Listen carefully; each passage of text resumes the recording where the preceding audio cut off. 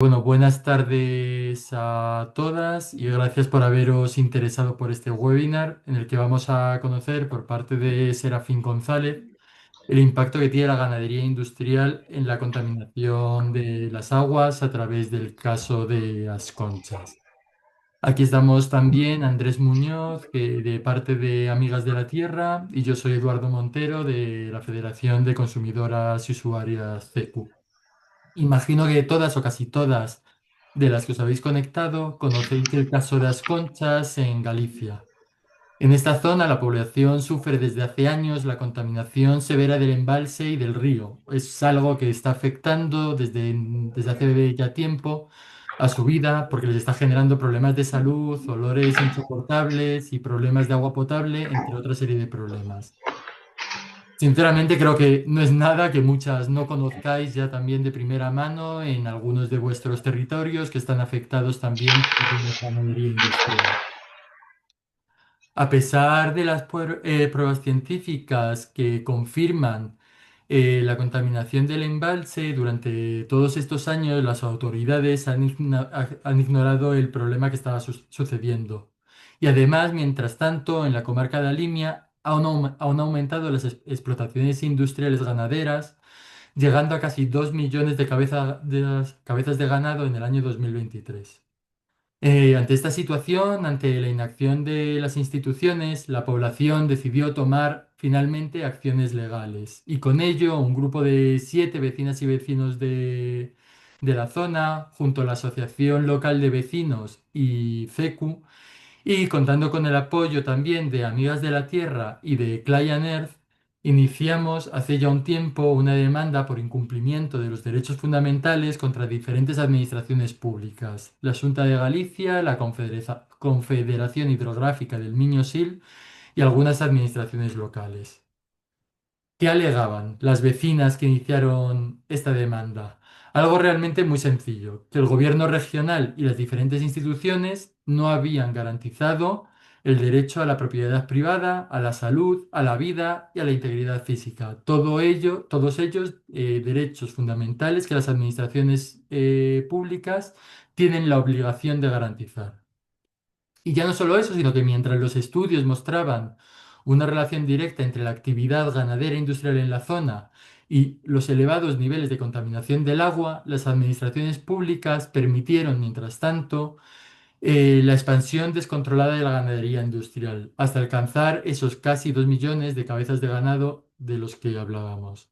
Hace ya casi un año se alcanzó una sentencia histórica por parte del Tribunal Superior de Justicia de Galicia que dio la razón a las personas demandantes y confirmaron que efectivamente las autoridades estatales y regionales habían vulnerado los derechos humanos de los residentes al no gestionar ni la contaminación ni sus causas.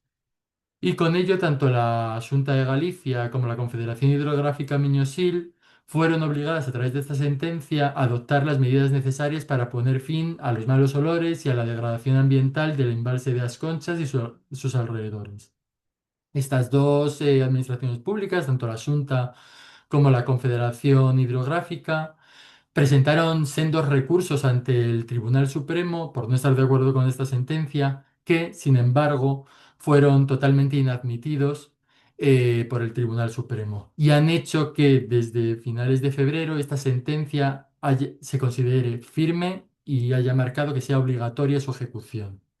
Esta reafirmación por parte del Tribunal Supremo obliga a día de hoy a las autoridades competentes a establecer de manera efectiva las medidas necesarias para poner fin a la degradación del embalse y sus alrededores y también a restaurar los derechos vulnerados.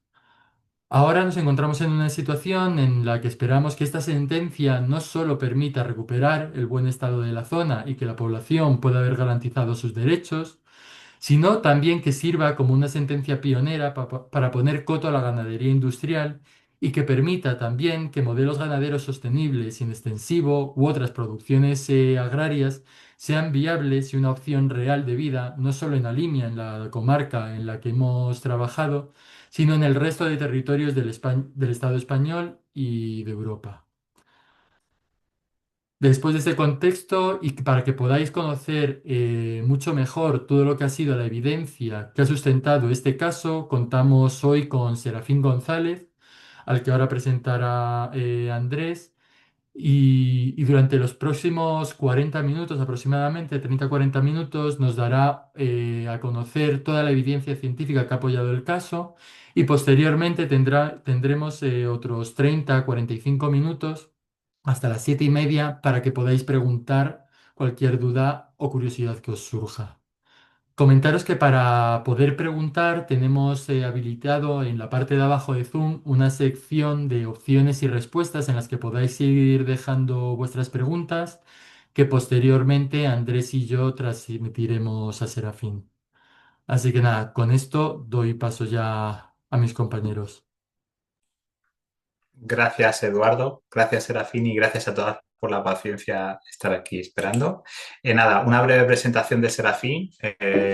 Aunque muchos ya le conocéis, Serafín González es presidente de la Sociedad Galega de Historia Natural, pero además él es el científico titular del Consejo Superior de Investigaciones Científicas y director del Instituto de Investigaciones Agrobiológicas de Galicia. Es de formación, es doctor en ciencias biológicas por la Universidad de Santiago de Compostela. Es, entre otras muchas méritos a nivel investigador, es coautor de más de 30 artículos en revistas científicas, 25, al menos 25 de ellas en publicaciones internacionales, más de 20 comunicaciones en congresos nacionales e internacionales. Y además hoy tenemos la suerte de tenerle como invitado también por su trabajo, como comentaba Eduardo, en el caso como perito, en el caso legal de las conchas, cuya contribución científica ha sido tan fundamental también para el éxito legal en este caso, ¿no? Sin más, doy paso a Serafín y pongo la presentación a ver si yo tengo mejor suerte.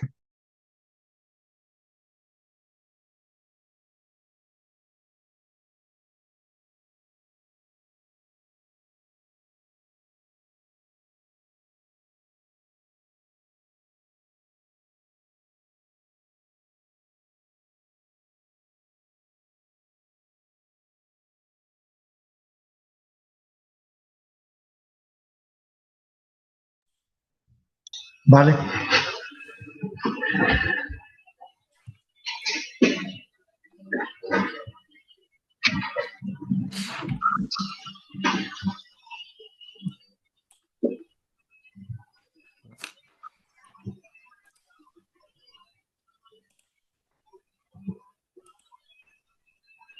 Perdonad un momentito.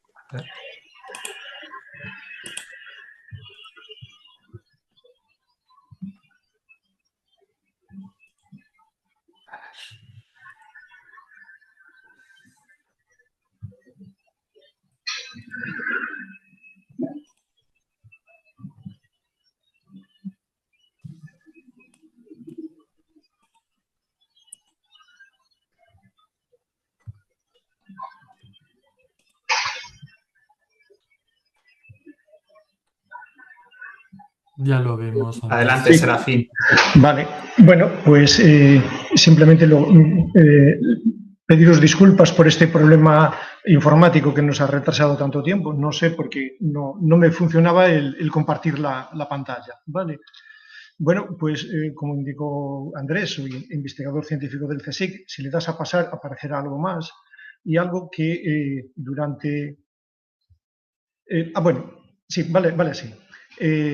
Que soy también el presidente de la Sociedad Galega de Historia Natural y que tiene una relación directa con este caso. Si le vas dando a avanzar, pero no páginas, sino con flecha, veréis que va apareciendo. Eso es una representación muy esquemática del ciclo del nitrógeno, ¿no?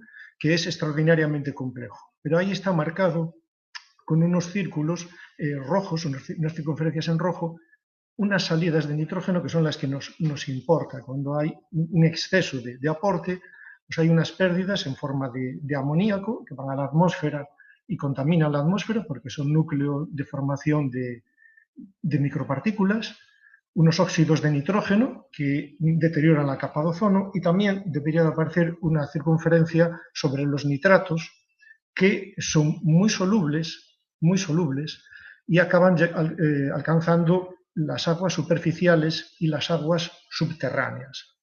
¿Por qué en este caso nos interesa tanto los nitratos? Puedes pasar la página, ¿vale? Porque, y si le vas dando a la flecha, aparecerá también algo más.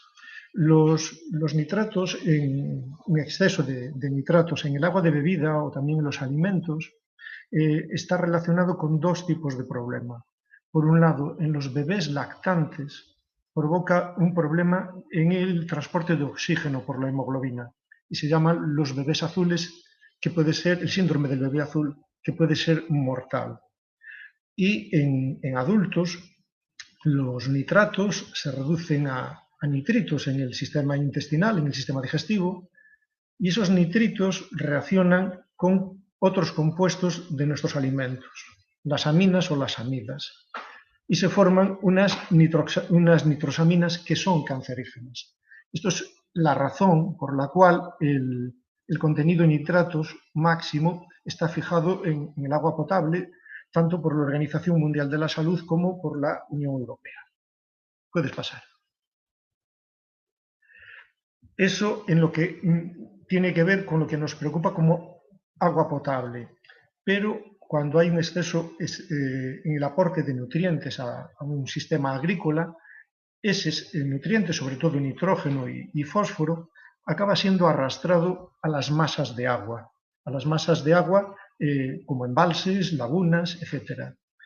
Y del mismo modo que los nutrientes fertilizan en cultivos terrestres y nos crecen muy bien las cosechas, un exceso en las masas de agua lo que provoca es una proliferación de algas unicelulares que hace que el agua cada vez sea más turbia y que la luz no penetre en el fondo. Esos organismos al morir se van al fondo, se descomponen, consumen el oxígeno y eso provoca la muerte de la mayoría de los organismos superiores. Es lo que se llama la eutrofización de las aguas, que es lo que ha pasado en las conchas. ¿De acuerdo? Podemos pasar. Y nos preocupa porque ese aporte excesivo de nutrientes, ve dándole a la flechita porque aparecerá algo más, en el caso en concreto de las conchas, favorece la proliferación de una cianobacteria, que es de los organismos vivos más antiguos sobre la Tierra, ¿no?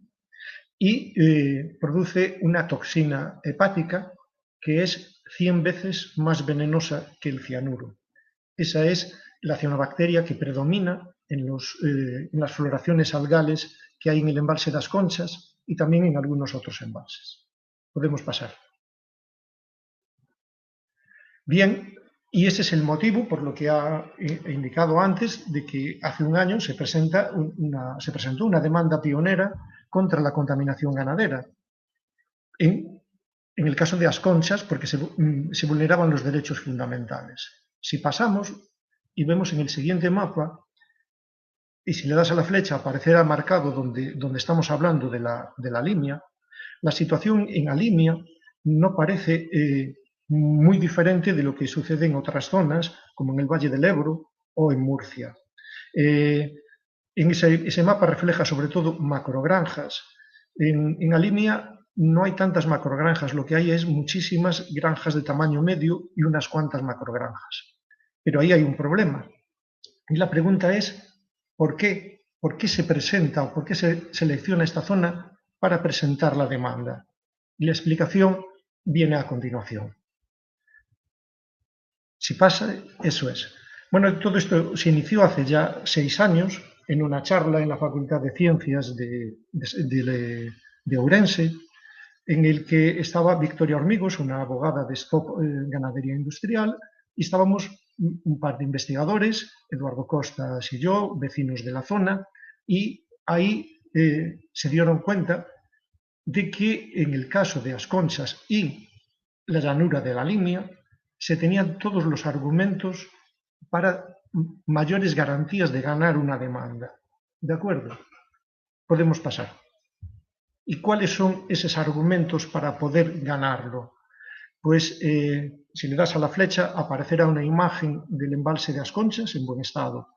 Está documentado científicamente que el embalse de las Conchas, construido en el año 49, durante más de 40 años mantuvo una calidad del agua excelente. Primer punto, el agua está demostrado que estaba en buen estado. Pasamos la diapositiva. En el año 1998, la Sociedad Galega de Historia Natural por primera vez alerta de que se quiere instalar un complejo de macrogranjas en la llanura da Limia, es decir, 15 kilómetros aguas arriba del embalse das Conchas, y se les alerta de que ya hay mucha carga ganadera y de que eso supone un riesgo de contaminación de los acuíferos por nitratos. Podemos pasar. Año 1998, ¿vale? Se advierte al ayuntamiento y se advierte a la Confederación. En el año 2007, la que era entonces Confederación Hidrográfica del Norte, antes de que se dividiera la del Miño-Sil, hizo un estudio hidrológico ambiental de Alimia. Si le das a la flecha, en ese estudio lo que recoge es que los niveles de nitritos disueltos en el agua al final de la llanura de Alimia, es al final de la llanura porque es donde está el sistema de análisis en continuo de calidad de las aguas, pues bien, que los niveles de nitritos en las aguas excedía sistemáticamente los recomendados o los admitidos para la vida de salmónidos y también de ciprínidos, es decir, para los peces. La concentración de nitritos era excesiva. De nuevo la flecha para pasar. Más allá de eso, lo que nos indicaba también en esa gráfica es que había unas concentraciones enormes de fosfatos disueltos en el agua, tan altos como que la media diaria llegaba a multiplicar por 90 los límites que nos indican un riesgo de eutrofización de las aguas, y que además, esa es la gráfica en azul, y la que se ve en verde es los niveles de oxígeno disuelto. Y se veía que durante varios meses al año, sobre todo en verano y otoño, el nivel de oxígeno disuelto en las aguas era 0. Por lo tanto, un agua sin oxígeno no permite el crecimiento de organismos de vida superior. Podemos darle de nuevo a la flecha, y en ese mismo estudio lo que se veía era que ya en el año 2007 la carga ganadera por superficie agraria útil en la mayor parte de los ayuntamientos de la llanura de la Limia, la cabecera del Limia, estaban más allá o cercanos a los límites recomendados por la Unión Europea. Pasamos diapositiva. Y ese pues es un ejemplo de una balsa de purines en la llanura de Antela, como veis, completamente permeables para que los purines ya difundieran directamente a la masa de agua subterránea. Podemos pasar. Teniendo en cuenta ese estudio de la Confederación Hidrográfica, en el año 2008 solicitamos por primera vez a la Consellería de Medio Ambiente que se estableciera una moratoria a la instalación de nuevas granjas o ampliación de granjas ya existentes. Año 2008. Podemos pasar.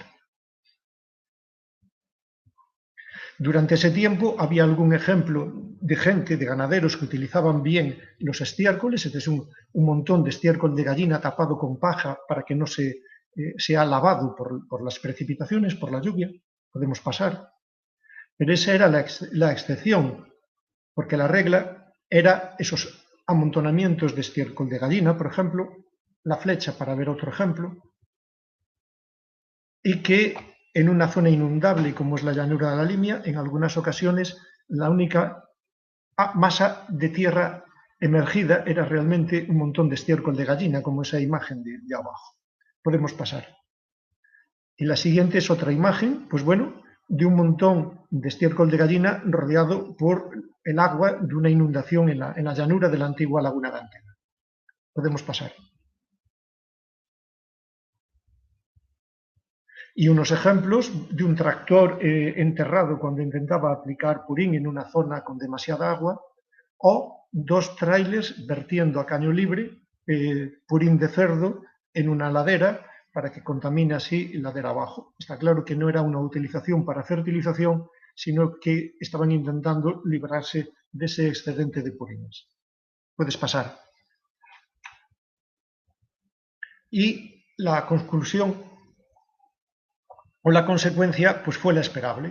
En el año 2011 hubo una proliferación brutal de cianobacterias tóxicas en el embalse das Conchas, a la izquierda junto al muro de presa, una sopa verde, y después en las orillas incluso azulado, ¿no? Porque se le llamaba antiguamente algas azul verdosas, ahora son cianobacterias. A raíz de esta enorme proliferación de cianobacterias, esta situación tan escandalosa, podemos pasar. La Confederación Hidrográfica del Miño-Sil encargó un estudio a unos compañeros del CSIC en Granada para ver o intentar saber de dónde viene esa contaminación por nitratos, ¿de acuerdo? Por nitrógeno.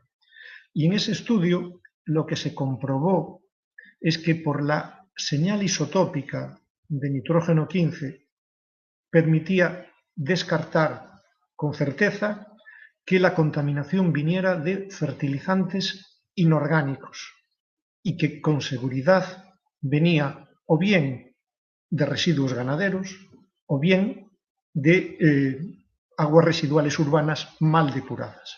Eso es hasta dónde se puede llegar con ese análisis, ¿vale? Podemos pasar. En base a esos datos, pues bueno, los agricultores se quejaban de que se les criminalizaba y decían e insistían que el problema era la contaminación con aguas residuales, lo cual no es cierto, como podemos ver en la siguiente diapositiva, o a partir de ahora.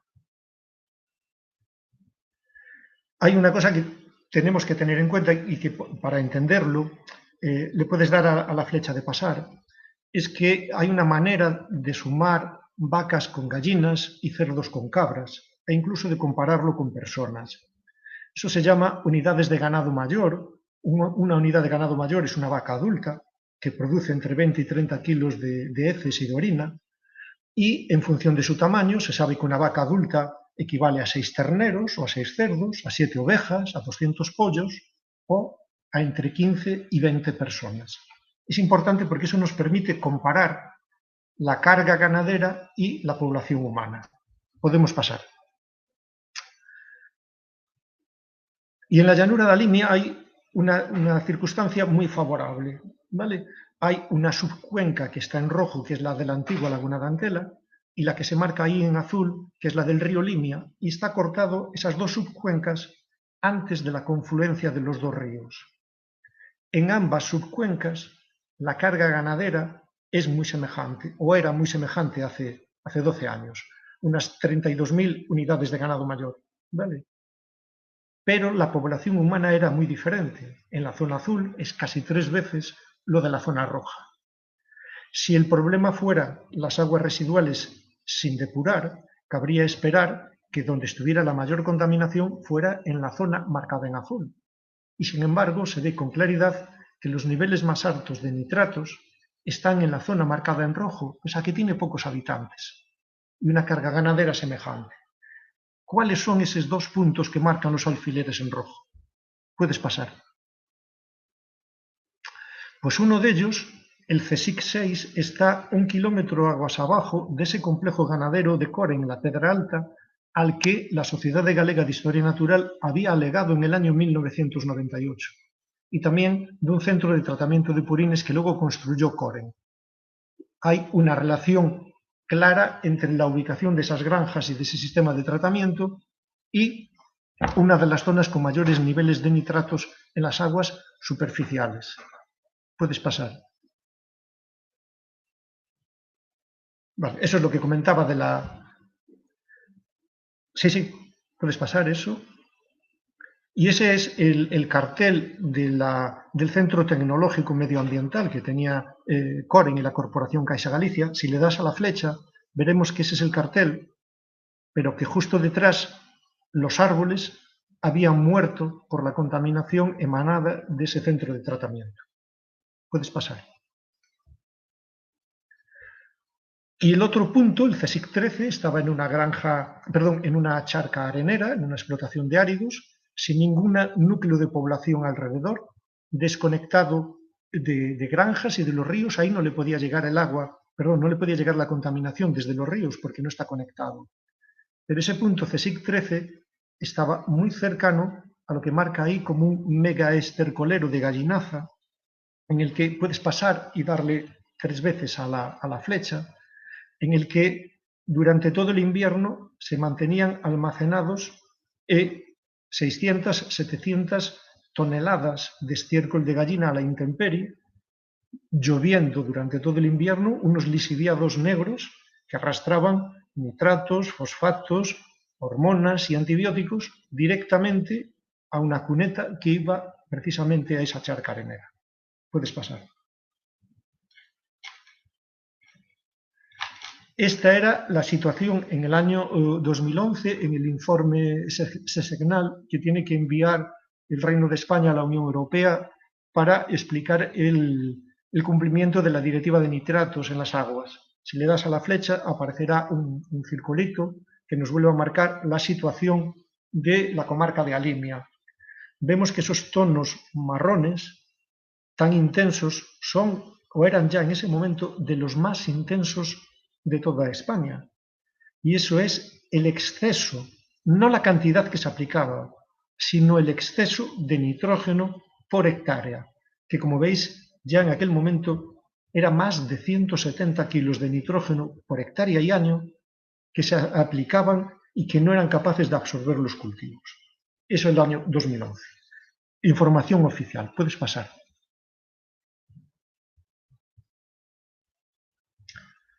Y la situación evidentemente continúa empeorando porque nada se cambiaba. Y lo que se había alertado, lo que habíamos alertado en el año 98 que iba a suceder, pues los sistemas de abastecimiento público de agua potable en varios ayuntamientos a partir del año 2016-2017 empiezan a registrar valores de nitratos que son incompatibles con su uso como agua de boca. Puedes pasar. En algunos de los puntos de captación eran 4 de las 5 analíticas que había y estos otros también. Estos son analíticas realizadas por la Consejería de Sanidad de la Xunta de Galicia. Puedes pasar. Y si le das a la flecha, volverá a marcarse ahí donde estamos hablando, la Alimia, y es una situación parecida a otros lugares. Esos triángulos en rojo lo que marcan son zonas en las que la contaminación por nitratos en los acuíferos estaba aumentando muy rápidamente en el año 2017. Y eso es una de las situaciones, es la llanura de Alimia. Puedes pasar.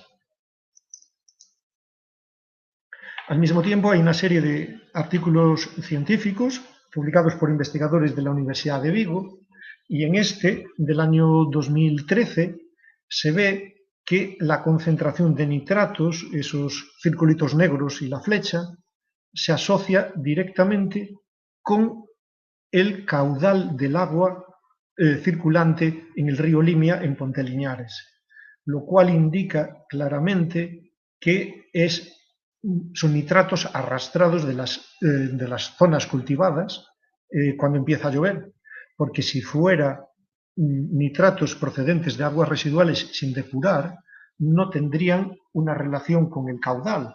En todo caso, tendrían una relación inversa. Cuanto más caudal, saldría más diluida, porque la cantidad de la población es la misma, ¿no?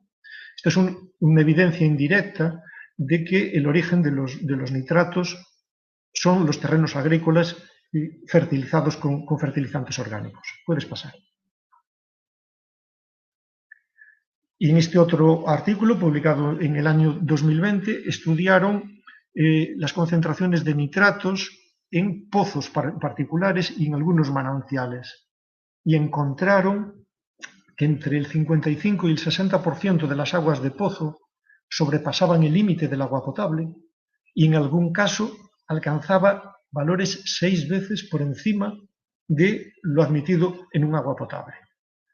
También en los manantiales, un 10 o un 14% de los manantiales tenían unas concentraciones excesivas de nitratos. Además, midieron las concentraciones de fosfatos, de fósforo. El nitrógeno y el fósforo son los dos elementos que limitan más el crecimiento de la vegetación o de los organismos vivos. Y con esa concentración tan alta de fósforo que encontraron en esas aguas, 1 litro de agua subterránea sería capaz de provocar la eutrofización directa de entre 10 y 20 litros de agua del embalse das Conchas, de acuerdo con las estimas más prudentes, y entre 100 y 200 litros, de acuerdo con las investigaciones más recientes. Puedes pasar. En ese momento, en el año 2020, la Sociedad Galega de Historia Natural ya había advertido en más de 70 ocasiones a las autoridades supuestamente competentes del riesgo que había de contaminación en el embalse das Conchas, en la llanura de la Limia, y no se tenía ninguna respuesta. Pero el año 2021 sucedió algo. Puedes pasar. ¿Puedes pasar a la siguiente?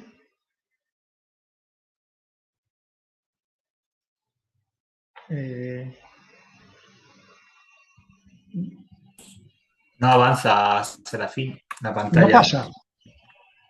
No. ¿Y por qué no pasa? Vamos a ver. Un momentito. Un momentito que me está pensando el ordenador, igual es algo mío. Disculpa, pero de nuevo la tecnología. Ya, bueno. Pero lo voy avanzando mientras tanto. En el año 2021 hubo un juicio en el Tribunal Superior de Justicia de Galicia, un recurso contencioso administrativo de unos vecinos de As Conchas, perdón, de unos vecinos de Alimia, que la Xunta de Galicia había autorizado una ampliación de una granja de pollos que casi le llegaba a la puerta de casa. Contactó conmigo su abogado y fui testigo de los vecinos en esa demanda, y el Tribunal Superior de Justicia de Galicia anuló la declaración de impacto ambiental de esa granja. Pero no solo eso, sino que utilizó 7 argumentos para decir que esa declaración de impacto ambiental era ilegal. De los 7 argumentos, 5 eran los que venía repitiendo desde hacía 17 años la Sociedad Galega de Historia Natural. Bueno, para después sí que haría falta la presentación. Esos son los... el Tribunal Superior le achacaba a la Xunta de Galicia que no había hecho ningún caso a las alegaciones y a las advertencias reiteradas. Este es uno de los argumentos más poderosos en esta demanda, y es que el agua estaba limpia, hubo advertencias reiteradas una y otra vez de que había un riesgo de que se contaminara.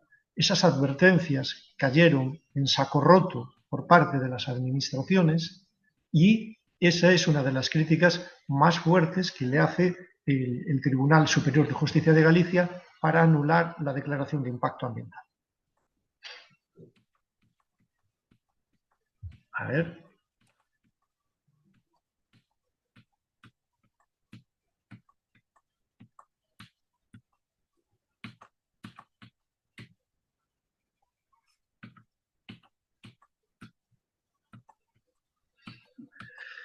Ya casi.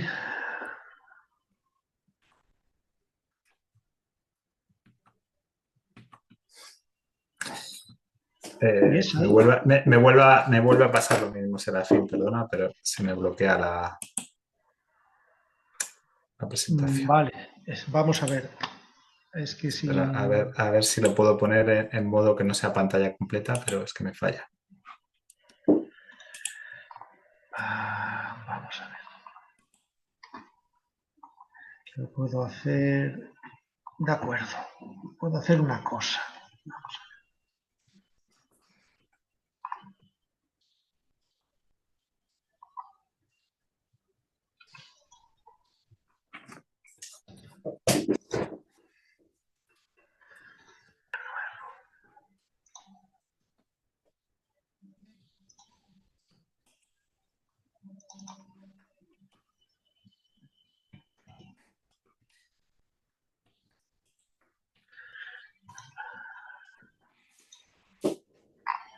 Voy a intentar preparar una versión más sin toda esa parte anterior, a ver si así no pesa tanto y te lo puedo mandar rápidamente por correo electrónico. Yo te diría si podemos, voy a intentar pasarla, pero es que se me bloquea el ordenador porque pesa mucho. Claro, pero te voy a mandar una versión ya sin las diapositivas iniciales. A ver si así somos capaces. Le voy a dar a responder y voy a intentar mandarte esa versión más breve, directamente por correo, ¿vale? Espérate, a ver, voy a ver. Voy a intentar abrirla que no sea con presentación completa, ¿vale? A ver si así...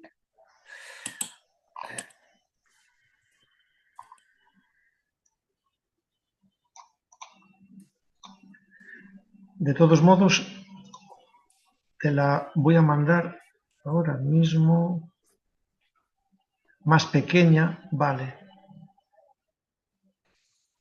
A ver.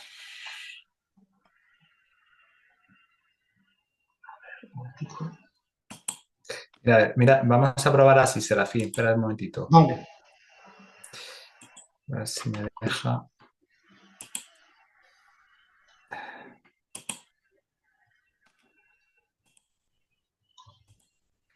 A ver, así, aunque se vea más pequeño, pero...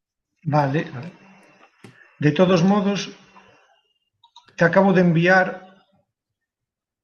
Vale, un momentico. Ahora te tiene que llegar porque es una presentación más pequeña, es de 12 megas, ¿vale? Y te podría llegar por correo electrónico. Vale, si quieres podemos avanzar por aquí, si te parece bien. Podemos Si seguir avanzando. Esto es lo que os contaba. El Tribunal Superior declara que es nulo de pleno derecho la declaración de impacto ambiental. Quien incumple la ley de evaluación de impacto ambiental, puedes pasar, porque esos son los 5 argumentos que emplea el tribunal para anular la declaración de impacto ambiental. Y es importante porque empezó a sentar un precedente y una información, porque el juez, uno de los jueces que estuvo en este juicio, también estuvo en la demanda por las conchas, ¿vale? Puedes pasar. Y volvemos a lo que estábamos diciendo, esa demanda pionera. Pasa. Porque durante este tiempo la concentración de nitratos en las aguas subterráneas de Limia no dejó de crecer y cada vez es mayor el porcentaje de muestras que no es potable y los que se acercan a esos niveles de que no es potable. Puedes pasar. Y además sucedió algo que es muy importante. En los sucesivos planes hidrológicos de la Confederación, solo una masa de agua subterránea que estaba en buen estado oficial pasó a estar en mal estado oficial por sus características químicas, por su exceso de nitratos. Es decir, pasábamos de un embalse con aguas limpias a un embalse con aguas eutrofizadas y pasamos de una masa de agua subterránea con agua de buena calidad a una agua que no cumple los niveles de nitratos para aguas potables. ¿De acuerdo? Un empeoramiento oficial de la calidad del agua. Puedes pasar. Y al mismo tiempo, unos análisis de la propia Confederación de 8 muestras de agua encontró que 5 no eran potables y 2 casi no lo eran. ¿De acuerdo? Puedes pasar. Pero a raíz de ahí, y en el propio juicio, volvíamos a andar sobre la administración autonómica, sobre todo, seguía mareando la perdiz y seguía diciendo, hacen falta más estudios porque no se sabe si el origen son las aguas residuales sin depurar o los residuos ganaderos. Es la pregunta que se insistía una y otra vez. Pero de nuevo tenemos una respuesta oficial y la respuesta oficial está en el plan hidrológico vigente 2022-2027. Puedes pasar. En los mapas que se va a pasar a continuación, son los originales de la Confederación, lo único que he hecho fue remarcar en azul la zona de la cuenca del río Limia, ¿vale? En esa imagen lo que vemos es que no hay un problema de un exceso o de una carga de ganado bovino elevado en la cuenca de Limia, puedes pasar. Sin embargo, hay una carga ganadera avícola muy importante en toda la cabecera.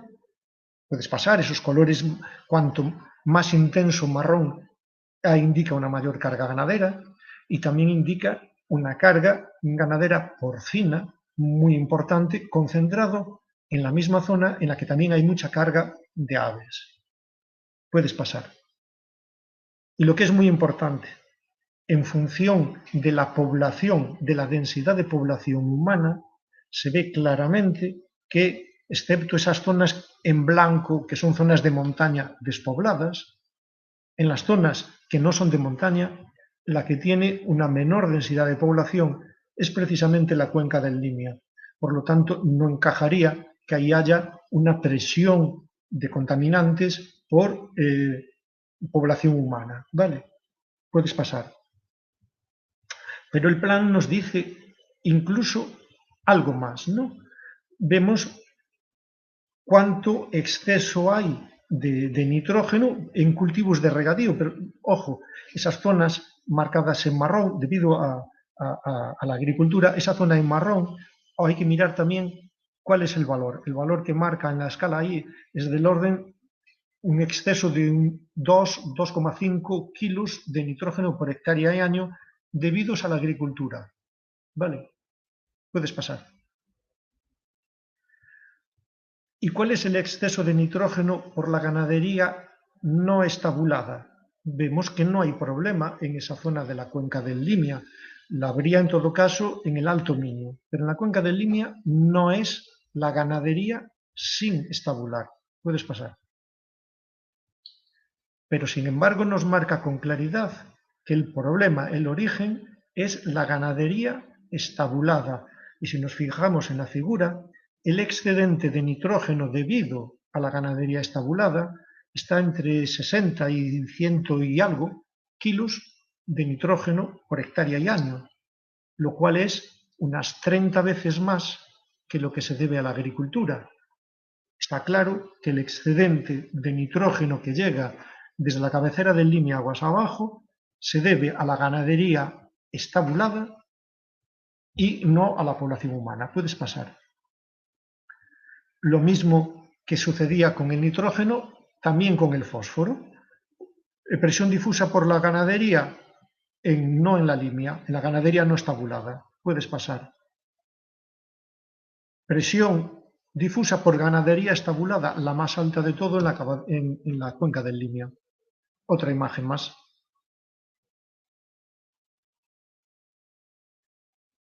¿No pasa? Ah, sí. Bien, y esta es una de las imágenes, porque no paraban de insistir una y otra vez el abogado de la Xunta de Galicia de si el origen era urbano o no era urbano, y hubo un momento en que le dije que se lo podía decir más alto, pero no más claro. Y le dije que también se lo podía decir más grande. Y con permiso del presidente del tribunal, desplegué un gráfico, este mismo gráfico, en tamaño DIN A0 para que lo vieran. Y esa gráfica es muy ilustrativa. En azul claro u oscuro, la población humana en la llanura de la Limia o justo antes del embalse de As Conchas. Vemos que hay un declive continuo de la población humana desde que el embalse se construyó en el año 49. Durante 40 años el agua se mantuvo con muy buena calidad y con mucha más población humana que ahora. Ahora hay menos de la mitad de la población que había hace 60 años. La población no para de disminuir y justo cuando empieza a dispararse la carga ganadera, esas gráficas en rojo, justo cuando empieza a aumentar rápidamente, se produce el primer boom de cianobacterias en el año 2011 y a partir del año 2009 ya empieza a haber unas indicaciones claras de que el agua del embalse de As Conchas, que era oligotrófica, empieza a estar con una concentración de nutrientes muy alta hasta que ya el último plan hidrológico reconoce que es muy eutrófica esa agua. Está claro que esa gráfica lo que nos refleja que hay una relación causa-efecto entre la carga ganadera y la contaminación, y que por el contrario no la hay con la población humana. Puedes pasar. Y de ahí el resumen claro. Hay una misma causa que es una excesiva aportación de nitrógeno y fósforo por los residuos procedentes de la ganadería estabulada en la cabecera del limio. Y esa misma causa tiene una serie de consecuencias. La primera de ellas es que hay una contaminación por nitratos en la masa de agua subterránea de Alimia que provoca que no sea potable y, por otro lado, provoca una eutrofización galopante del embalse de As Conchas, con proliferación de cianobacterias tóxicas, con una contaminación por bacterias fecales muy peligrosas, incluso resistentes a antibióticos, con la presencia de patógenos resistentes a antibióticos en los aerosoles que arrastra el viento de las aguas del embalse y una contaminación atmosférica con malos olores y gases irritantes, el sulfídrico en concreto, una pérdida de los valores recreativos y de disfrute para los vecinos y esa violación de los derechos fundamentales. Por otra parte, está poniendo en riesgo al sistema de abastecimiento humano en Portugal, aguas abajo, que capta agua del embalse de Touvedo para abastecer a más de 200.000 personas. Y por último, afecta también a 5 espacios naturales protegidos por instrumentos internacionales. Y en base a toda esa documentación que presentamos ante el tribunal, de ahí vino la sentencia. Puedes pasar. Ya casi estoy acabando. Y la sentencia del 11 de julio del 25 lo que pide es adoptar inmediatamente cuantas medidas sean necesarias para que cese esa degradación y ordena adoptar una moratoria específica para la tramitación y concesión de nuevas granjas o ampliación de las existentes, 17 años después de que nosotros lo pidiéramos por primera vez. La sentencia es muy satisfactoria por un lado, pero agridulce por el otro, porque todo este problema se habría podido evitar en gran medida si nos hubieran hecho caso hace 17 años. Puedes pasar. Y ya para acabar, eso es lo que tiene que ver con la administración o con las administraciones. Pero, bueno, desde que nosotros presentamos las primeras alegaciones en el 98, la carga ganadera se duplicó y desde el año 2008, que nosotros pedimos la primera moratoria, ha incrementado en un 30%. Pero tenemos que tener en cuenta que como ciudadanos y como consumidores tenemos una parte también de la responsabilidad ahí. Y ahí hay una frase extraída de un artículo científico del año 2002 y dice que el uso de los fertilizantes nitrogenados no podrá reducirse solo mejorando las prácticas agrícolas, sino también la eficiencia de la alimentación animal y con un progresivo cambio en la dieta humana. Y ese es un cartel, una fotografía que hice hace unos años aquí en Galicia, un cartel que dice parrillada hasta hartarse, con churrasco, etcétera, etcétera. Pues ese consumo excesivo de carne, que es malo para nuestra salud, también es malo para el medio ambiente. Y ahí es donde tenemos que actuar también como consumidores y como ciudadanos para ayudar a reducir esa carga ganadera. Muchas gracias.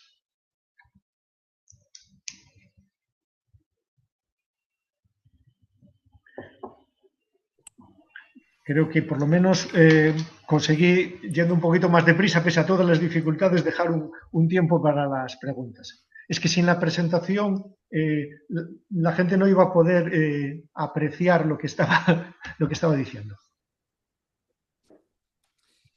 Pues muchas gracias, Serafín. Yo creo que ha quedado todo bastante claro. Como comentábamos al principio, tenéis una opción de preguntas y respuestas en la parte de abajo de la ventana de Zoom por las preguntas que queréis trasladar. Vemos que ya van llegando algunas. Si os parece, lanzo la primera pregunta que hacen, Serafín. Susana Barrera, de Stop Biogas Machacón, en Salamanca. Comenta que gracias por una presentación tan clara. Espera que podamos tener la grabación para mostrar a la gente del pueblo. La tendremos. Y comenta que las plantas de biogás, o mejor dicho, fábricas de metano a partir de residuos orgánicos, Van a acumular cerca de nuestros pueblos, en Machacón a 1800 metros, pero tienen casos como en Tornadizos a 700, ingentes cantidades de deyecciones ganaderas. Se estiman que 150.000 o 250.000 toneladas. Y además, en la fermentación anaerobia de la materia orgánica, los nitratos no se ven afectados, luego, ya que los nitratos que entran son los mismos que salen, lo mismo para el fósforo. Así que decir que las fábricas de metano son una solución a los purines es una falacia. El Sí, Sinestrosuran de en ganadería industrial plantas de biometano que podría vender como fertilizante para los campos el residuo que queda después de la fermentación. Dice que nos llevará a una contaminación total de todas nuestras aguas superficiales y subterráneas. Y la pregunta que lanza Susana es que qué pueden hacer y si sabes algo del tema, Serafín. sí, bien, esa es una huida cara adelante. También se está hablando de la instalación de plantas de biogás en Alimia y en otras zonas de Galicia. Vale. Hay una cosa que comenta Susana, era, ¿no? Que no es correcta. No todos los nitratos que entran salen como nitratos ahí, ¿vale? En las plantas anaeróbicas, como hay unas condiciones muy reductoras, una parte de los nitratos se desnitrifica, ¿vale? La idea original es que salga en una forma de un gas inerte, que es nitrógeno molecular. Eso es si la desnitrificación es perfecta. Pero si la desnitrificación es incompleta y no hay ninguna prueba, nosotros lo pedimos siempre, cuáles son las analíticas que tiene, si esa desnitrificación es incompleta, van a salir óxidos de nitrógeno por la chimenea. Los óxidos de nitrógeno deterioran la capa de ozono y tienen un potentísimo efecto invernadero. Por lo tanto, no es una solución por ese lado. Por otro lado, también provoca una pérdida del valor fertilizante que podría tener esos purines y estiércoles. Lo que sí, como bien has dicho, como bien indica en su pregunta, las concentraciones de fósforo no se ven afectadas. Entonces, el mismo fósforo que entra sí que va a salir, porque ese no se volatiliza. El caso es que muchas cianobacterias no necesitan los nitratos para vivir. Lo que necesitan es el fósforo, pero el nitrógeno son capaces de cogerlo ellas de la atmósfera. Por lo tanto, si no se resuelve el problema del exceso de fósforo, tampoco se va a resolver el problema de la eutroficación de las aguas superficiales. La reducción de la concentración de nitratos sí que podría ayudar a disminuir la contaminación por nitratos en los acuíferos. De todos modos, hay una huida hacia adelante y yo entiendo que no es la solución al problema, porque incluso aunque consigan reducir un poquito la concentración de nitratos, esa pérdida de nitratos por la chimenea, desde un punto de vista energético y ambiental, es una barbaridad. Todos ahora sabéis que uno de los problemas por el cierre del estrecho de Hormuz es que se ha disparado el precio de los fertilizantes. ¿Por qué? Porque producir fertilizante nitrogenado consume una cantidad gigantesca de energía. Gigantesca. Se estima que entre el 3 y el 5% de todo el consumo de gas natural a nivel mundial es para producir fertilizantes nitrogenados. Entonces lo que no tiene sentido es desperdiciarlo de esta manera. Lo que tiene sentido es que la carga ganadera se adapte a la superficie agraria útil de tal manera que no haya ese problema. ¿Vale? Gracias, Serafín. También comparto una pregunta de Eva Fernández que dice que es de la comarca del Deza y que ha visto puntos muy oscuros en el mapa en aquella zona. Pregunta si sabes, Serafín, qué municipios son los más afectados de la comarca y si hay algún estudio o advertencia que hicisteis desde la Sociedad Galega o alguna otra organización a administraciones en relación con la comarca. En la comarca del Deza son Rodeiro, Lalín, Silleda, los que están más afectados por esa presión ganadera, es sobre todo de porcino. No tenemos las analíticas de esa zona, se podrían pedir a la administración. Lo que sí nosotros presentamos sistemáticamente alegaciones en contra de esa proliferación de granjas. Tengo entendido que algunos ciudadanos, aparte con ese apoyo de la campaña de Greenpeace, estaban haciendo algunas mediciones de nitratos en las aguas. Pero yo de la comarca del Deza, aunque soy consciente de que hay ese problema ahí, no tengo la información. Vale, muchas gracias, Serafín. Espero que le haya resuelto las dudas a Eva. Tenemos también otra pregunta, otras dos realmente, que las voy a juntar, de Carlos Arribas Ugarte. En primer lugar, te felicita por la presentación y el trabajo realizado. Y pregunta cuántos peritos han intervenido en el procedimiento judicial, porque le suena que intervino también un perito sobre el tema de olores. Y luego también pregunta sobre los tratamientos de estiércoles y purines que se generan actualmente. ¿Cuál sería el tratamiento más recomendado desde el punto de vista científico? Vale, peritos éramos 4. Eduardo Costas, que hizo todas las analíticas de cianobacterias y bacterias patógenas presentes en el agua, un catedrático de la Autónoma en Madrid. Intervino Antonio Delgado, que es un especialista en isótopos estables del CSIC en Granada. Intervino efectivamente un perito en olores, que es de Barcelona, ahora mismo no me recuerdo el nombre, lo tengo en la documentación.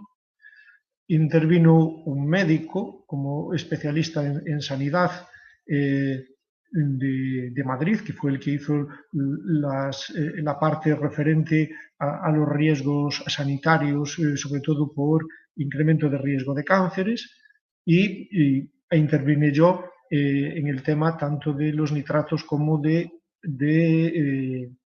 los isótopos, ¿no? Y la contaminación, aportando, bueno, no solo mi experiencia como investigador en el tema del nitrógeno, sino que conozco palmo a palmo la llanura de la Limia y Alimia desde hace más de 45 años.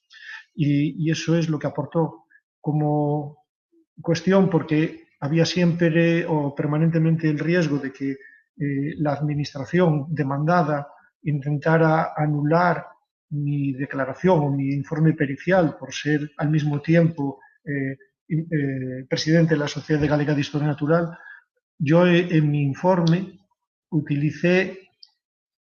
mi informe tiene 71 páginas. En solo una se basa en análisis hechos ex profeso para la demanda. Las otras 70 páginas se basa íntegramente en información oficial de la Confederación, de la Consejería de Sanidad y de artículos científicos publicados por otros investigadores para que no pudieran acusarme de un sesgo en la presentación. Y si lo que preguntas es cuál es el tratamiento de estiércoles y purines más recomendado, lo lógico y razonable es que se utilicen como fertilizantes en la agricultura, cerrando el ciclo. Para eso tiene que ser la tierra la que alimente una carga ganadera razonable y que los estiércoles producidos por esa carga ganadera se devuelvan, cerrando el ciclo in situ. Lo que no tiene ningún sentido desde el punto de vista ambiental es que estemos manteniendo una cabaña ganadera engordada a partir de piensos producidos en otros países, Argentina, Uruguay, Brasil, Ucrania. Con eso conseguimos mantener una carga ganadera enorme alimentándola, mucho más de la que es capaz de sostener la tierra con los alimentos que produce. Ese es el origen del problema. Porque si hiciera como tradicionalmente los animales se alimentan con lo que produce la tierra, esa misma tierra es capaz de absorber los nutrientes de esos residuos ganaderos. El problema es el modelo de ganadería industrial basada en la importación de piensos producidos en nuestros países y luego la exportación a China, a Alemania, al resto de Europa de la carne que se produce aquí.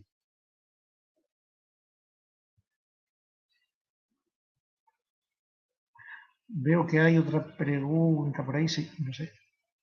Sí, si quieres te la vamos pasando, Serafín. Ángel Dorrio nos comparte una noticia eh, sobre el desastre ambiental y nos comenta que el presidente de la Xunta declaraba ayer que el jefe de gobierno galego insiste en que no está claro de dónde procede esta contaminación y que su equipo está bloqueando las reuniones con la Confederación Hidrográfica Miño-Sil porque considera que son necesarios más estudios. Y nos pregunta de qué opinamos sobre estas declaraciones y valoraciones. Lo puedo decir alto y claro. El señor presidente de la Xunta de Galicia está mintiendo. No, rotundamente, no hacen falta más estudios. Está meridianamente claro que el origen de la contaminación es el excesivo carga ganadera en la llanura de la Limea. Y para que nos hagamos una idea, para que fueran aguas residuales urbanas sin depurar, ahí hay una población de 23.000, 24.000 personas aguas arriba del embalse das Conchas. ¿Vale? Vamos a suponer que todas las aguas residuales se vertieran a caño libre a los ríos. Bien, tenemos 23.000 personas, pero la carga ganadera equivale a una población humana de entre 1,5 millones y 2 millones de personas. Por lo tanto, aun en el peor de los casos de que todas las aguas residuales urbanas no se depurasen, no, rotundamente, no podrían producir más de un 1,5% de toda la contaminación. Por lo tanto, es mentira. Son ganas de marear la perdiz y de retrasar, arrastrando los pies una y otra vez, la adopción de una medida que no quieren por culpa de la presión del sector ganadero estabulado industrial. Está claro, no, rotundamente, no hacen falta más estudios. Los estudios llegan hasta donde están y lo que hay que completar esos estudios hechos por el CSIC y hechos por la Confederación con los datos que facilita el Instituto Gallego de Estadística y el Instituto Nacional de Estadística, con la población humana y con la carga ganadera. Dejemos de marear la perdiz. Eso no es cierto. Gracias, Serafín. Te traslado alguna pregunta más. Luis Ferrerín te felicita por la presentación y por todo el trabajo durante estos años.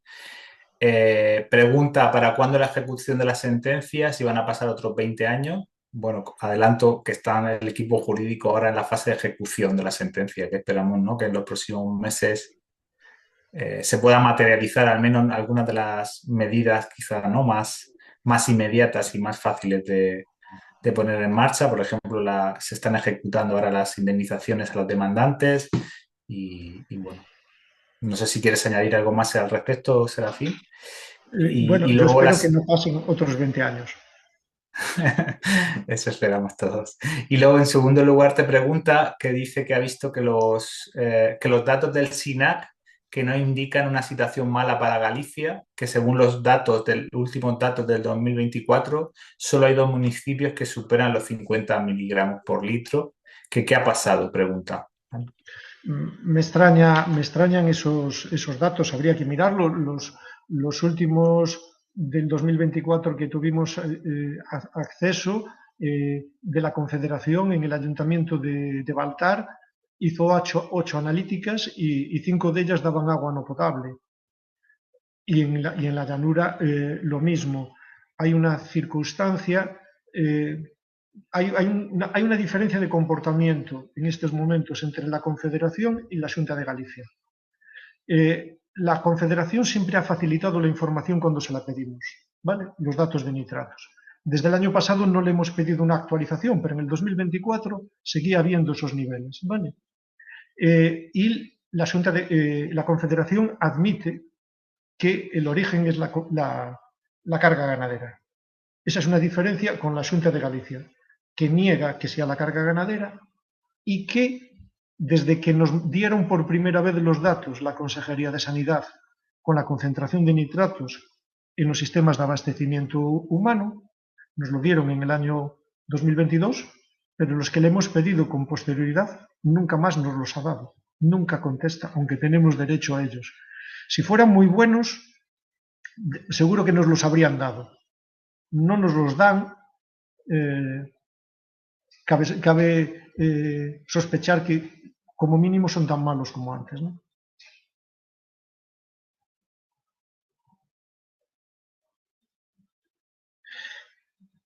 Veo que hay otra Gracias, pregunta. Serafín, que se me había liado la pantalla y no conseguía darle al micro. Nos pregunta también María Teresa Muñiz, no sé si para esta pregunta entre los asistentes habrá alguno de los abogados, me ha parecido que no, que una vez está la sentencia ya dada por los tribunales, ¿cómo hacemos para que se cumpla?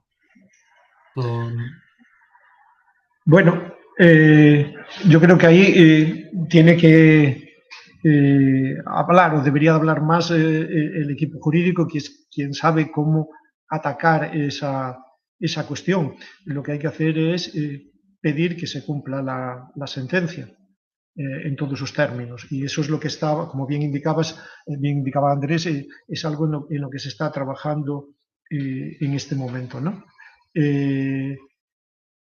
Y exigirlo. De todos modos, también hay una cosa que me gusta ser claro. Aunque ahora mismo tuviéramos una varita mágica y consiguiéramos evitar la entrada de más exceso de nitratos y de fosfatos en la cabecera del Limia, el problema no se iba a resolver mañana. Y los escenarios que se barajan de acuerdo con el Ministerio en otros lugares de España en los que hay esa concentración también elevada, es que incluso reduciendo en un 25% la entrada actual de nitratos, en muchos lugares habría que esperar hasta 20 años en que se empiece a bajar la contaminación. Tenemos que tener en cuenta que llevamos muchos años acumulando contaminación ahí, no se va a resolver de la noche a la mañana, pero ahí es el equipo jurídico tan potente que hay el que tiene que ver cómo presionar para que se obligue a cumplir la sentencia. Gracias, Serafín. Hay varias preguntas relacionadas con la cuestión de las plantas de biogás. Voy a intentar resumir. Eva Fernández comenta que en relación con los nitratos, algunos estudios indican que los digestatos incrementan la contaminación por nitratos en los acuíferos al pasar de nitrato orgánico a amoniacal. Al menos cita a un investigador o docente de la Universidad de Castilla-La Mancha, Máximo Florín, como fuente. Gonzalo también habla de las plantas de biogás, que dice que aparte del problema de nitrificación se añade que para aumentar la producción del metano se están usando otros residuos con otras sustancias contaminantes, difíciles de separar del resto de los supuestos fertilizantes. Dice además que el uso repetido de digestato acaba en la nitrificación más pronto que tarde, más cuando para alimentar las plantas hay que crear macrogranjas. Dice, ¿desde qué punto de vista se pueden justificar este tipo de plantas? Vale. Empezando por el final, este tipo de plantas se justifican por dos motivos. Uno, hay un exceso de producción de residuos, un exceso de macrogranjas, sin ninguna duda, ese es uno de los factores.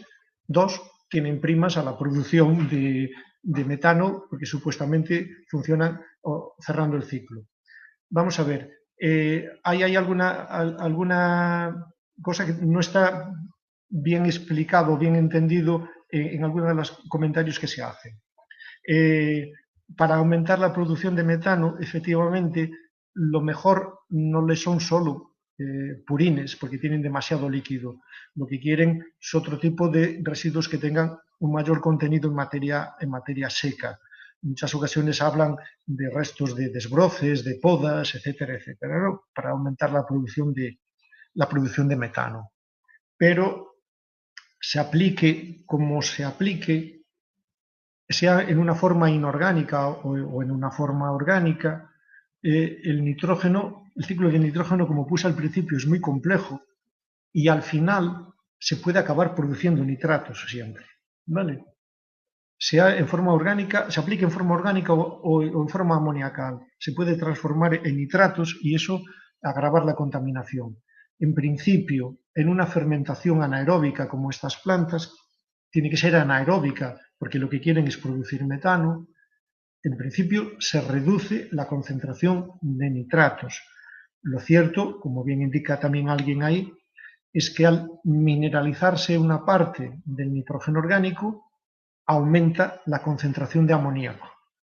Eso tiene dos posibles repercusiones. Una, que si luego hay una balsa al aire libre con el digestato, puede haber unas emisiones de amoníaco por volatilización, que es un contaminante sujeto a límites. Y por otro, si luego se aplica, como indica, creo que es Gonzalo, en una zona en la que ya hay demasiadas granjas, no resolvemos el problema. Se puede justificar, yo lo que entiendo, y es mi explicación, es que es una huida hacia adelante, impulsada por el sector de las macrogranjas y impulsada, beneficiada por unas primas a la producción de un metano que se considera más verde, más limpio. Pero lo que no tiene sentido es que estemos produciendo metano por un lado y desperdiciando nitrógeno en forma volátil, cuando al mismo tiempo estamos consumiendo gas natural fósil en los países del Golfo para que nos produzcan amoníaco para utilizarlo como fertilizante. Es un sinsentido. Y nosotros pedimos siempre, ante cualquier planta de biogás o de biocombustibles, nosotros hay dos cosas que pedimos siempre y que nunca nos dan. Es un balance completo de energía, cuánta energía se consume en el traslado de esos residuos versus cuánta energía se produce, y cuál es el balance neto de todos los gases de efecto invernadero. Porque se habla mucho del CO2 y es lógico, porque es el que hay en más cantidad, pero el CO2 no es el gas de efecto invernadero más potente. Es más potente el metano si hay una fuga, y mucho más potente y con mayor vida media los óxidos de nitrógeno que se van a escapar por la chimenea si no se consigue una desnitrificación completa. Yo lo que entiendo es que es simplemente, insisto, una huida hacia adelante para perpetuar este sistema que no es sostenible.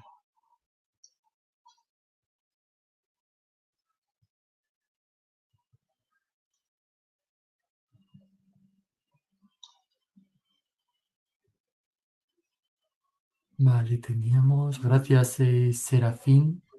Tenemos algunas preguntas y yo creo que vamos a terminar con estas para no alargarnos mucho más. Ah, vale, sí. Isabel Ávila de la plataforma Payuelo Libre del Burgo Ranero en León da las gracias por la presentación y comenta que en este momento está en el trámite de audiencia al informe propuesto de la Confederación Hidrográfica, el Duero. Que están poniendo alegaciones a las que ha ayudado Vicky.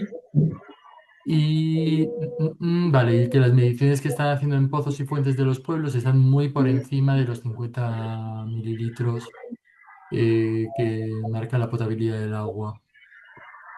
Y pregunta además de mandarlos a la Confederación, ¿qué más pueden hacer?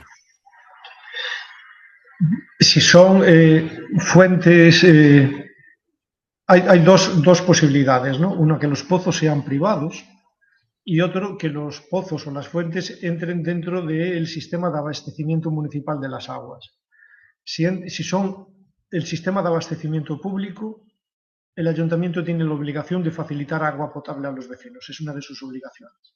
Entonces, además de mandarlo a la Confederación, desde luego al propio ayuntamiento, en caso de que afecte al abastecimiento público, y a la Consejería de Sanidad.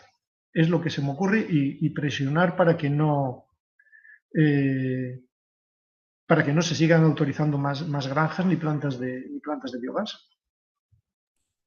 Como veis, en muchas ocasiones es una carrera de fondo.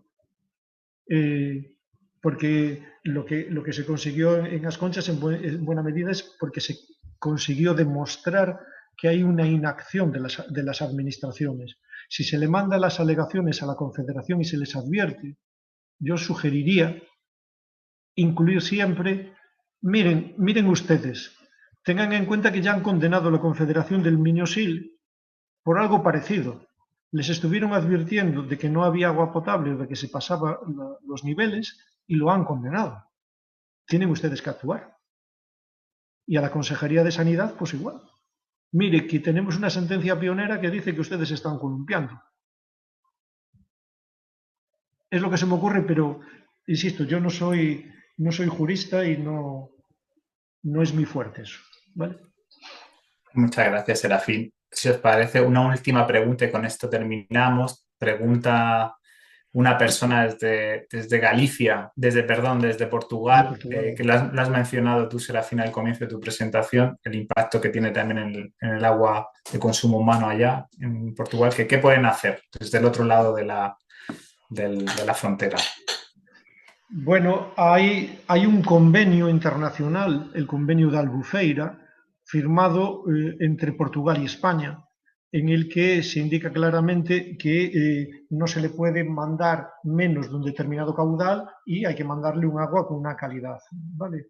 El hecho de que ahora mismo se esté mandando agua que está contaminada podría ser un incumplimiento del convenio de Albufeira, por ejemplo. Y hay una circunstancia que me hace sospechar que la situación va a empeorar rápidamente aguas abajo. Y es el hecho de que el embalse de As Conchas no tiene, es un embalse hidroeléctrico, pero la central no está a pie de presa, sino que está a varios kilómetros aguas abajo y el agua se le manda por una tubería forzada, ¿vale? Eso provocó durante 60 años que la empresa explotadora, para producir la mayor electricidad posible, desviaba el agua superficial hasta la central hidroeléctrica, pero no estaba respetando el caudal ecológico por el fondo. ¿De acuerdo? Y el río estaba seco en varios kilómetros. La aplicación del plan hidrológico le ha obligado a reabrir el desagüe de fondo para suministrar agua en el caudal ecológico. Pero después de tantísimos años cerrado, lo que se provocó es que se acumularan muchísimos sedimentos anóxicos y ahora, cuando vierten, provoca el problema del sulfídrico que irrita a los vecinos de As Conchas, porque es un gas irritante, pero está exportando ahora mismo una concentración más alta de nutrientes y de cuerpos de resistencia de cianobacterias aguas abajo. Aguas abajo, el primer embalse es Lindoso, que ya empieza a eutrofizarse, y el siguiente es el embalse de Touvedo, que sí se utiliza para abastecimiento humano. Entonces entiendo que lo que tendrían que hacer es exigir una analítica detallada del embalse, de las aguas del embalse en Touvedo, para garantizar que no tienen microcistinas tóxicas y que no tienen concentraciones de microorganismos patógenos como hay en el embalse de As Conchas. Eso es lo que entiendo y les recomendaría, y es lo que les diré pues este próximo viernes, que hay el primer Congreso Ibérico del Río Lima en Ponte de Lima, en Portugal, y que daré una charla abreviada como esta y les explicaré las circunstancias. Muchas gracias, Serafín, por todo el trabajo que haces más allá de las fronteras. Y nada, aprovechar también para comentar que esta sesión se va a grabar. Próximamente la compartiremos por redes sociales para aquellas personas que la quieran volver a ver o no hayan tenido ocasión para que lo podáis difundir. Y aprovechar también porque algunas de las preguntas que habéis planteado son más de corte jurídico-legal. Mañana tenemos otro webinario, en este caso a las 3 de la tarde, con Victoria Hormigos, que es la abogada, una de las abogadas y una de las impulsoras junto a Serafín de este caso, para que pueda aclarar y contar también cuáles han sido las claves más desde el ámbito más legal sobre este caso que ha generado un precedente, y esperamos que también podamos seguir replicando en otros territorios para que ayude también a poder al menos frenar o revertir este modelo de ganadería industrial. Por mi parte, agradecerte, Serafín, y a todos los que estáis aquí la sesión. No sé si, Eduardo, queréis comentar alguna cosa más, Serafín. Mm. No, yo lo que siento es el retraso por las dificultades técnicas. Es la primera vez que me pasa algo así con Zoom, que no sea capaz de compartir la pantalla, pero bueno, creo que al final conseguimos resolverlo y aún hubo tiempo para las preguntas. Pero bueno, siento las molestias y el retraso. Por lo demás, un placer colaborar porque entiendo que es mi obligación moral. Nada, y yo me uno simplemente a los agradecimientos a todas las asistentes que ha habido. Serafín, cosas que pasan, cosas del directo, no, no sucede nada. Yo creo que ha estado súper interesante, la gente se ha mantenido y esperamos que haya sido de interés para todas las que os habéis conectado. Y animaros a que os conectéis mañana al otro webinar que comentaba Andrés con Victoria, con una de las abogadas. Así que nada, continuamos con ello. Muchas gracias a todos. Gracias. Buena tarde. Un placer.